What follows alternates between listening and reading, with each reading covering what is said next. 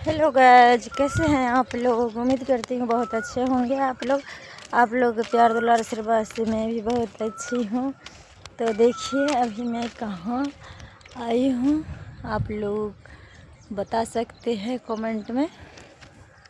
तो मैं लाइव नहीं आती थी बहुत दिन से, लाइव क्या मैं ब्लॉगिंग नहीं बनाती हूँ। तो देखिए मैं अभी आई हूँ कलाकारी लाइन छोड़ करके पैसा कमाने के लिए परदेश। परदेश जाके परदेसिया भूली न जाना पिया, तन मन किसी ने तुमका अरे पन किया।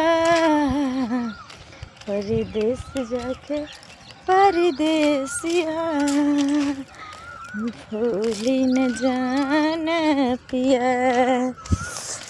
तो मर्द जब परदेश जाता है तो पत्नी बोलती है जो भूल मत जाना पिया, लेकिन जब मैं औरत होकर कमाने आई हूँ तो मुझे कौन बोलेगा।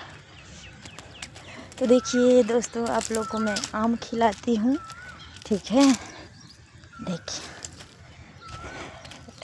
गांव की तरह यहाँ पर भी मैं आम बेचते रहती हूँ, कभी इमली बेचती रहती हूँ।